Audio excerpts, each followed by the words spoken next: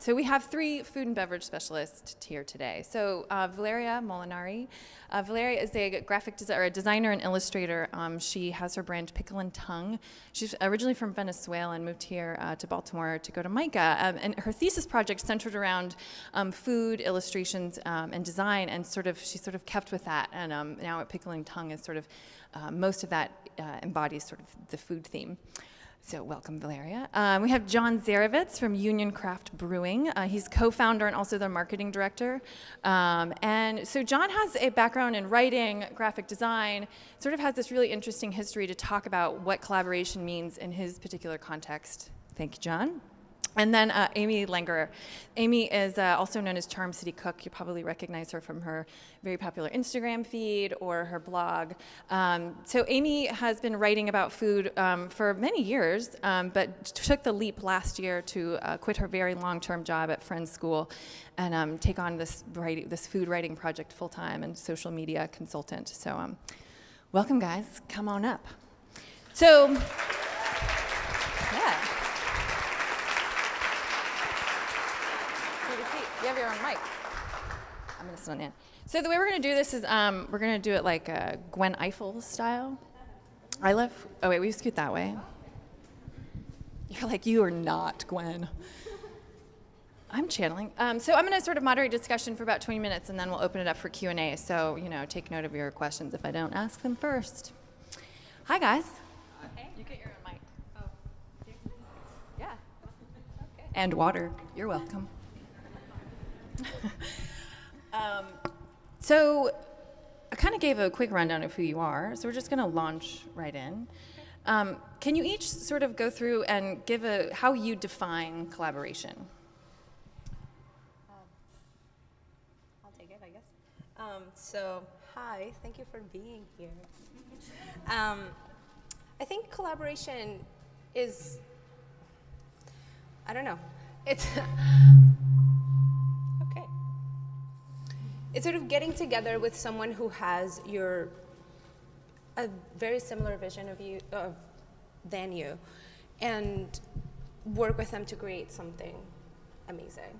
It doesn't have to be two artists. It can be, a cook and an artist, a restaurant maker and a cook, or it's just two people who have a very distinct idea and a similar vision for something, getting together to make something great. Yeah. Would you guys add anything to that in terms of your particular context? I think because today's discussion is kind of about collaboration in the food industry, you can kind of think of it, at least the way I think about it, is the same way that you pair food and beverage. You often think about it as pairing like flavors with like flavors, or contrasting flavors to make something bigger than the two things individually. So to me, that's sort of the definition of collaboration. Two entities with either very similar or very contrasting ideas coming together to make something bigger is generally how I approach it. I think working with another company or a vendor or whoever just makes anything better. You can get so much more done with working with other people. I think collaboration is, in food and beverage especially, just makes perfect sense. So that's why I like to do it. Everything's more fun that way too, and you get to expand your brand and their brand and cross audiences and meet more people, because the more people you meet, the more business you're going to get and the better your projects will be. So I want to go so you guys, I would define all of your ventures as successful. How do you feel like collaboration so far has contributed to your success? The first time I started collaborating was years ago back home with a collective of artists that I had, and it's just one of those things that once you do it, you sort of don't want to stop doing it. If it goes well, and you create something that you're really proud of, it's just sort of magical, and you want to find other people to do that with. And it's like John said, sometimes, it's people who are sort of the opposite to you, and sometimes they're the same, but like, for me, when I came to Baltimore, it was grad school, and having all of those people around me who I admired, and I knew their work, and then they knew mine, and we just fed off of each other, and it was just this like wonderful explosion. And I don't know, I feel like I don't know how to describe it. Once you get into this like magical collaboration place, you just keep doing it. And I remember in one of our meetings, I think you were saying like collaboration begets collaboration. It's just like sort of like that. You stole my line. Oh, yeah, you can't steal the other. You can't steal lines. John, what would you say for you? So I think for us, I have to kind of think about the definition of success in a kind of different way when it comes to collaboration. Because it doesn't always make sense, like, with the bottom line and spending time doing it, but you kind of do it more because it's fun and it's going to be something awesome, and it doesn't necessarily isn't like the best use of your time. Like we make beer, and selling volumes of beer is how our company makes money. But sometimes I spend a lot of time, doing some local collaboration with, a restaurant or something like that. But ultimately, it's such a goodwill thing, and it allows people to see how open-minded we are, like it just invites more future collaboration, and we become more a part of the community and more kind of involved in the fabric of a community, and so that leads to success. The brand loyalty, and just showing how open we are to doing all kinds of projects, whether or not they really make sense to our bottom line or not. So that's how I would answer that question. So do you feel like those collaborations have happened organically, or has it been an intentional part of your branding? Both. I think that the company reflects our personalities a lot, and I think I'm naturally collaborative person, coming from the graphic design world. If you're working with a client, you never want to like force yourself on them, and at the same time, you don't want to let them force themselves on you. So you have to flip it into a collaborative. Balance. Yeah, you kind of have to balance that out. And so I came into this industry wanting to do all these things that kind of had nothing to do with the industry. I wanted to work with food people, and I wanted to work with visual people and artists, and do all these things that I kind of wish I could do myself, but just don't have those skill sets. So for me, it's all about kind of like living the dream of being able to get involved in all these different things, and so that's just what we set out to do. So Live the dream. Both organic, and definitely part of the plan. Yeah. Well, I just quit my job 6 months ago. I took money out of a bank account. Everybody quit your jobs. Yeah, Quit those jobs, people. quit them. Do it. I took money out of a bank account you're never supposed to take money out of. The 401 whatever thing. Not that we're endorsing that, okay. Sorry, Mom and Dad. You're so proud. But in my personal life, I've always been a connector of people, and in my job at Friends, that was my job, was connecting people. Whether it was a recent grad with someone in New York who worked in investment banking, or Peace Corps people, whatever it was, my job was connecting people to each other and to Friends School, making them feel connected 10 years out, 50 years out. So I did that for 10 years, and I loved it. And then I got really, really bored. And I started writing this blog 5 years ago, and collaborating with people who could teach me how to do stuff that I didn't know how to do. Bake bread, make pasta, brew beer. I did that once, and it was bad. She taught us everything we know. Yeah. So when I started doing this business, and I did baking for a little while, and the brownies did really well, and I collaborated with Susanna at Ma Petite Choux because that's my neighborhood. I've lived in Hamden for 15 years. I love my neighborhood so much. Remington is cool, but I love you, Thibaut. I love Thibaut very much. So collaboration for me is just natural, and I think in food and beverage in Baltimore, especially now, it's natural. The restaurants and chefs and brewers and wineries who are not collaborating, I think, are missing out. I don't know how to say that to them without offending them, but you really should be collaborating because it's like doubles your message, and you reach a different audience. And like John has said, like not every collaboration works. So you got to know what feels good to you. You have to trust your gut. Your gut is your most important thing. And I've said no to some projects that I really should have said yes to because I need to pay my mortgage. But if you don't feel good about it, don't do it, is my best advice. So I think one thing interesting about collaboration is that some people really don't do it well, or they shy away from it because they've had a bad experience. So in your collaborations, how do you do them well? And then also, how have you, like, give an example of like when you've kind of fucked it up? Yeah. I told you guys not to bring kids because the insurance is actually so I could like cuss a lot. That's not true. This is why I love you. Does this work? Yeah.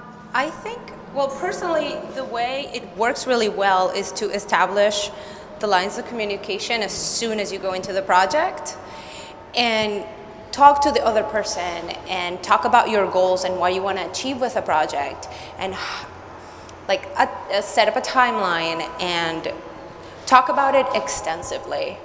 Because sometimes you get into a fork where it's just like, wait, are we going to go your way or are we going to go my way? Or sometimes, like you were saying, like someone like... Don't steal his lines. Don't. Sort of like somebody tries to push their vision onto you, or you don't want to do that to them either, but you want to find like a great space to work with. It's hard sometimes when communication is just so difficult, and the other person is just blocked, or you block yourself, and the project just doesn't go as planned. Or sometimes, you know, you have the best intentions, like both of you do, and then the project doesn't really come out the way you want it to, and it's a little frustrating. But I want to say, just if you shy away from it because you're not sure, just do it. Jump in the water. Like there's what could happen? Like it doesn't work, then you try again. It's like everything else, you know? If you don't take the risk, you won't know if it works or not. And if it doesn't work, then, I mean, if you're, then if you are one of those people who doesn't do it because it's, you were saying, yeah, it's scared, like it didn't work very well the first time or whatever, you have to, you know, find the right person to do it with, and it'll be a success most probably, so it's going to be nice. I think for us, it's about like really taking the time before we even set out to say, look, we're going to collaborate. We spend a lot of time with each other. We have camaraderie. We just feel good hanging out, sharing ideas. Often very like silly, off-the-wall ideas. And then when you realize, look, we have the same sense of humor. We have the same personalities. And then we can start kind of very casually, organically fleshing out what the two different parties can bring or more bring to the table. And then once I think those things are established, you go for it, and you commit. You really have to commit to pulling the project off. Like I said, you don't want to waste too much time and then not have produced anything. So there is risk involved. And you know, one of the ways that I've personally fucked it up is there was one particular project that we did as a company, and I don't want to like say which one because some of you loved it. I don't want to shatter your image, your dreams, but it was myself and another marketing guy, and we were coming at something strictly from a marketing point of view. and we thought, hey, this is going to be so great. These two companies come together, and we're going to produce something. And we had to bring in all these other parties. We weren't the ones actually producing things. You know, in our case, it was a collaboration beer, but it wasn't the brewers coming together. It wasn't a bunch of brewers with like-minded ideas coming together to say, look, we really need to get together and brew this beer. It was two marketing guys saying, it would be really cool if our two companies brewed this beer. And ultimately, like, the brewers just didn't collaborate well. They chafed a little bit, and we still forced it, and you know, we came out with what we all thought was kind of a flat, mediocre product that none of the parties were actually all that psyched about. And so, you know, that's a perfect example, and like a lesson that I've learned is that, you know, you really have to make sure like everybody's on board, and that you're all kind of coming from the right place. And often for us, it's not a place about the bottom line. Like I said before, it's got to just kind of feel cool, and we have to know that our hearts are in the right place. I just want to say that I like that you just said the word fuck. That's really great. It's my favorite. Such a great word. Creating monsters. You know me well, you know that about me. I think the most important thing, and I usually just say effed up. I haven't effed up anything yet because I've just started. But I love your collaboration with Black Sauce. I think that's the most genius thing ever because you like each other, you know you work well together. I think that's the perfect kind of collaboration. You have to like each other. The collaboration has to be balanced. You have to both get something out of it. It has to be beneficial. One side can't work harder than the other side. You have to feel good about it.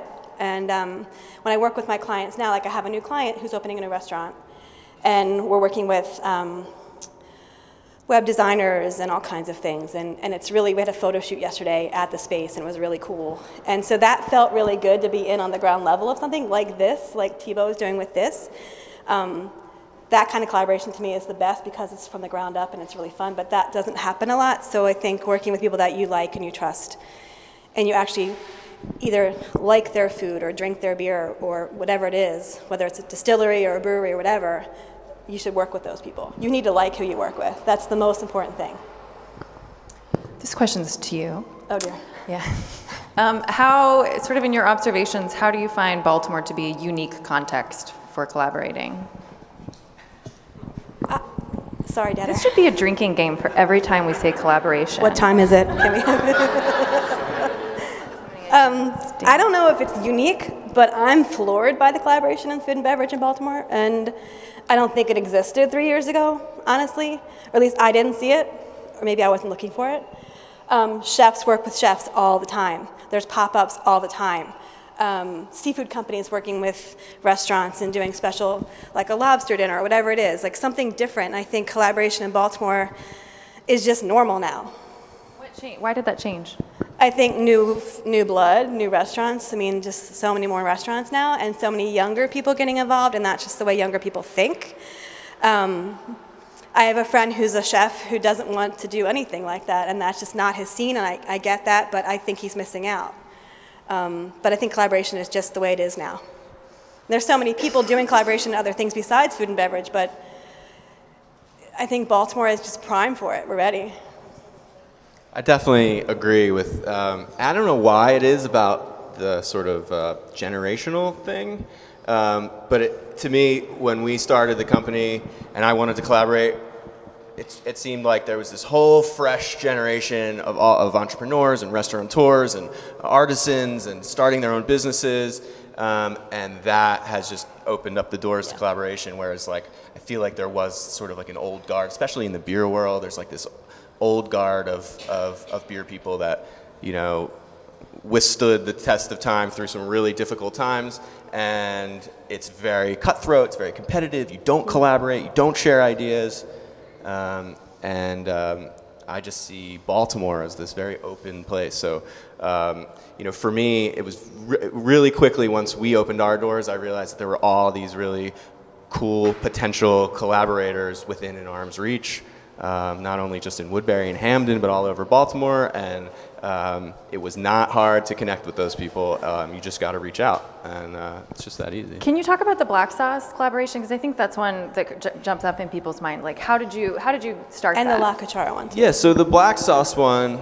Tell people what it is. Okay, so for the third year in a row, we did a series of parking lot pig roasts with Black Sauce Kitchen. We call them Black Fridays.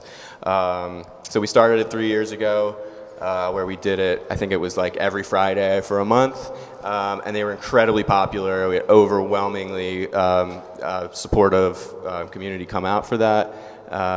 And we've refined it each year, and we try to get better at it. But it came about because I was going to the farmer's market on Sundays and waiting in a long line to get an amazing biscuit sandwich.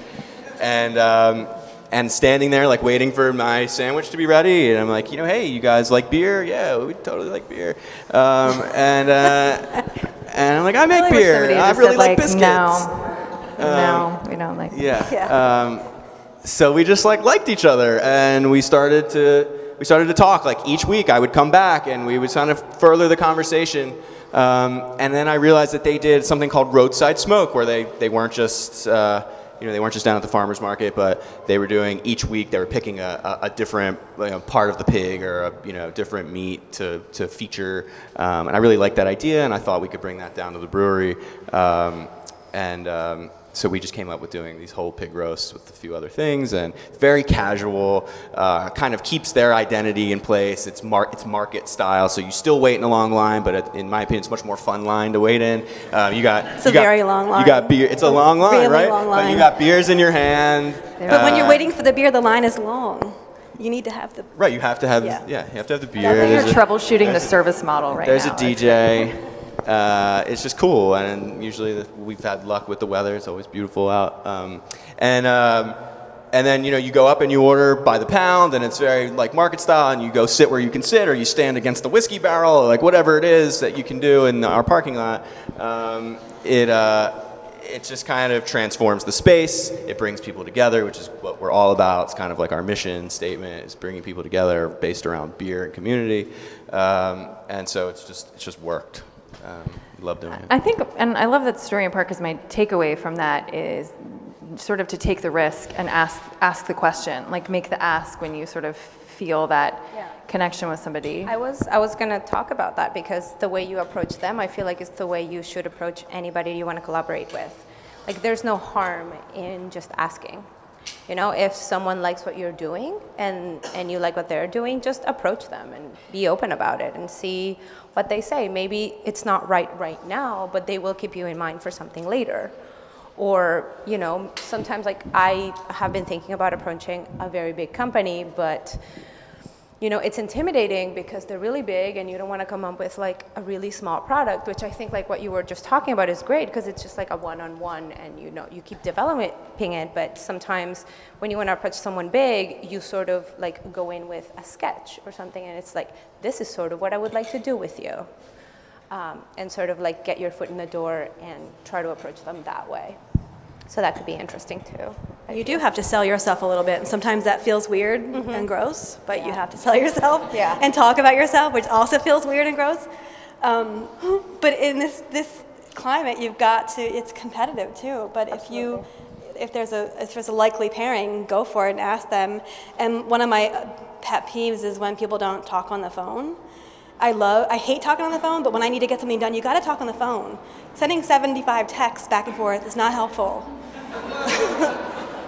says the lady who's older. Like, that's crazy. Like, my nieces and nephews, all they do is text and Snapchat, whatever. But when you're doing an actual project, I think you need to be face-to-face with the person or on the phone with them to talk about things, and not say like, oh, I thought you meant, no, what we said in our meeting was this. Right. So I think that's really important, but I think what Valeria was saying is, like, you need to go at it maybe piecemeal, like a few meetings, like you were saying with Damien. Like, don't bum rush someone and say, I have this great idea, because it can't be all about you.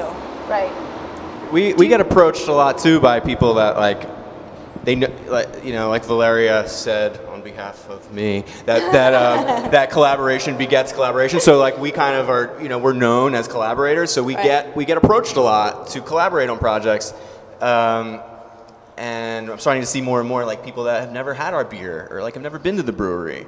And that's kind of a bad foot to start on. So, you kind of put in that time, if you want to work with research. If you want to work with a restaurateur, you should have eaten at the restaurant. That's a good tip. It's good, probably a good start. Do you guys use contracts in your collaborations? Yes. Can you talk about like how you approach the business side of that? Like it's not just like, oh, we're all going to come together and sing kumbaya and drink beer. Like there's like actual professional. Well, there's always a business side to things, and as a freelancer, you don't like thinking about it. Or I don't like thinking about it. There are very standard contracts that you can use that are online or that you've worked with before, and you sort of change the language for it because sometimes the collaboration doesn't work, and you spend all this time and all this money. Sometimes, you have to ask for your 50% in advance, or sometimes. I don't know how to explain this, I guess, but it's just, it gets to the point where it can become difficult and you have to be aware of that. And sometimes at the beginning when I started collaborating, I went in with all of my ideas at once and I was like, we should do this and we should do that and this is exciting and let's do it, and here are all these sketches, and you put yourself completely out there. And sometimes the person is like, but I found someone who's gonna do it for cheaply, so I'm gonna take all of your ideas and I'm gonna go over there. Yeah. So you how do have you to like navigate that? not give your like 100% in the first meeting. Like you have to give your 100% with your energy, but not with all of your ideas. Yeah. Don't give it all away at the beginning. I'm learning that very quickly. It's hard to balance that. Yeah. And I feel like if you trust the other person, then absolutely just go for it. Just like you were saying, just trust your gut with the client. But if it's someone who's like on the fence, just don't completely give it away. Just, it's like piece by piece. Let's talk about it. Let's have more than one meeting. Let's establish a great line of communication. And that's sort of how I would navigate that for sure. I think just in the early days, and we're still in the early days of our company, the infancy, things are a lot more casual. We aren't, lawyering up or doing any contracts. It's like a brewer's handshake, and that's So how bro we. of you. That's how we get. Bro. Yeah, We got it's a this. fist bump. Let's grab We this. just fist bump. There's a lot of I'm pretty sure it's legally binding. yeah. So that's how we do it. I've done I haven't done contracts per se, but I've done handshakes and I've done, emailing back and forth, and that whole PDF thing is important because if you save it as a PDF, they can't change it. I haven't had a situation where I felt like I didn't trust the person enough to do business with them, so I'm not going to work with someone I don't want to work with. And so I think eventually I'm going to have contracts. I have a client coming up that I'm a very businessy kind of person, and I know we're going to have a contract. So that's when I say to my friends who've been doing this longer, like, look at this. What does this look like? Is this smart? Should I do this? Does it work? And I think I'm in a women's business group called A La Carte, and a few of my co-people are here. And we are sort of, how many of us? 10 or 15? Michelle's Granola, Mouth Party Caramel, all these great people who I look up to and think, how do you do that? We share ideas, we share challenges, we share questions, we share successes. So it's really great to have a group of people. And I think Baltimore is that, just bigger. There's always someone you can ask about, how do you feel about this? Does it look good to you? I think you should consult with people and ask their opinion. I was just going to say that. Oh, I don't know if this works now. But Baltimore is pretty small, and sort of everybody has worked with somebody else at some point. So you can sort of ask around. If you're not completely sure, you'll be like, hey, have you worked with this person? How was the experience? Yeah, that's why you should never burn a bridge, ever. Oh, sorry. It's all right. Be nice to people and don't burn bridges, because it'll come back and bite you. Yeah, You know where. absolutely. Yeah. So we're going to take one last question, then I'm going to open it up. So last question. Well, it's two-parter. One, what's sort of your, if you were going to give somebody one piece of advice about how to approach a potential collaboration they were thinking about, what would it be? And number two, what's next? Like, what can we expect from you guys? Is there like an event, an exhibit, you know, anything coming up that we can look for? I think I've kind of already gone over like what I would say would be. You're throwing a huge party tomorrow. Well, I'm not there yet. I was going to get there for the point. That was part 2. Sorry, you're right. But yeah, just when approaching collaboration, I think you got to have your heart in the right place. I think that's really the most important thing. It can be risky, and you don't want to risk it all. So you need to be willing to risk some of yourself, and you need to definitely commit all of yourself to it in order to make it really great. But just make sure that you and your collaborator are really kind of feeling each other, and that if you have apprehension, address it early. So that would be my point of advice. Yeah, so I have a big event. Our 3rd anniversary party is tomorrow night. It's going to be quite the shindig. It's sold out, so I hope some of you have tickets. But other than that, just look out for what Union does. We're always doing cool stuff. We have outdoor movie series coming up in August, Friday nights in August. Sequel Fest 2, the first Sequel Fest 2, the inaugural Sequel Fest 2. Awesome. You're such a nerd. So all sequels, gonna be a good time. Great. Bring a chair, bring a blanket, bring a friend. I totally thought tomorrow was open to the public, so it's like teaser. Sorry, you can't come, but sequel. Sequels. Party's gonna be awesome. Sorry, you're gonna miss it. Oh my God. Just look it up on Instagram. Yeah. Oh, me. I think we've touched on my most important thing is trust your gut. Don't work with someone you don't feel 100% in line with. As far as projects, I think we're going to do another Instagram meetup, and I'm not sure where it's going to be, but there will be beer and booze and food. Excellent. And I'm working with Baltimore Magazine on that, hopefully. We've done 2 so far, and that was really fun. What is an Instagram meetup? It's a dork party. Okay. I'm the king of the dorks. And my friend Chad at the food market, when I first went to him about this, he and I have this relationship where we're like brother and sister, and we just have a hard time not making fun of each other. He's like, who would go to that? As I wanted to have it at the food market. He's like, I'm not having that party, that sounds stupid. And then we had it at Artifact, and 75 people came. And it was really fun. So I went. You did, didn't you? Because you're nice to me. But Instagram meetups are all over the country, so I thought Baltimore needed one, and we did the first one, and it was great. We've done 2. Still don't know what it is. What the is second it? one was much. The second one, Get together an what do you do? you just No, really, say, "Oh my God, I follow you." Oh my God. Oh. Yeah. Okay. I really. And the second one was really fun because Opie at Woodbury got really into it and asked 8 or 9 chefs to participate and didn't tell me until a week before. So that was really fun, although it didn't do any of the work. But we'll do another one, maybe at a brewery in Hamden.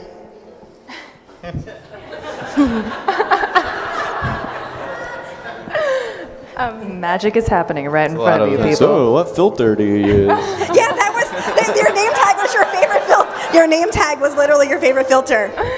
That is Hudson. No. I'm a Hudson girl. Excellent. I love that idea. How many followers do you have? 5 million. Low 5. I think my advice to someone who wants to do collaboration is, like I said before, just jump in the water. Do it. Approach the people you want to work with. Don't start with an enormous project. Maybe start with a friend and do a small collaboration. And then when you feel confident enough to approach a client, do it. And go for it. Don't be scared. It is scary because there is a potential for failure, but nobody who did anything great never failed, so, And for what's coming next, I feel like with Pickle and Tongue, I still I will be developing the brand even more and try to get, into more art markets and sharing the brand everywhere. Doing food-related things, I would love to. I haven't paired up with any Baltimore restaurants yet, but I would love to do that. I think that would be really exciting. There's some restaurant just people a shout here, out there. just in case. And on September 10th, I will have a show at the Creative Alliance that it's with an artist community called Raw. And they approached me not too long ago, and we're going to be doing that. So that's going to be exciting. Awesome. Thanks, guys.